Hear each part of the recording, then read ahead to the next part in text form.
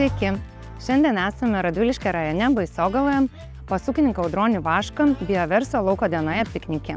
Šiandien aplankėme žieminių kviečių demonstracinį lauką ir pupų demonstracinį lauką. Taip pat ūkininkas yra įrengęs Bioversio demonstracinius laukus ir žieminių rapsų pasėlyje. Visose trijuose laukuose panaudoti visi biomas produktai.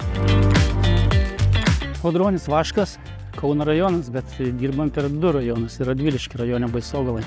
Šiais metais nusprendžiau, kad reikia pasidaryti bandymus, ne tik tais teorinius rezultatus matyti, bet ir praktinius. Tai įvyko piknikas lauko diena, kuris dar ir tęsiasi dabar mano laukuose. Dabar stovim pupų lauke, o šie bandymai daryti kviečiuose, rapsuose ir dar pats pasidaręs žieminėse miežiuose prie Kauno.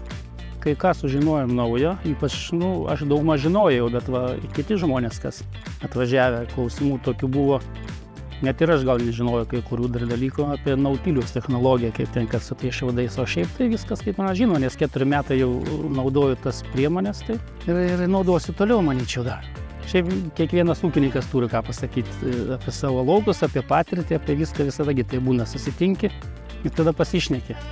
Aš ir tai visiems sakau, kai sutinku, pasakoju apie tai, kas tai per produktas ir kad jis tikrai veikiantis, o kai įsitikinsiu rudenį po svarstyklių, tai abejonė nebus. Giedrius Danielevičius iš Radviliškio rajono. Panaudojims, kad buvo 2-gubas, man atrodo, grau rudenį ir pavasarį. Tai taip dar nebandžiau pas save. Senų matytų sutikau iš kitų renginių. Jeigu galvojat naudoti biologinius produktus, tai būtinai dalyvaukit. Bus aiškiau, kur ką jie daro ir kokia iš jų naudą gauti galima.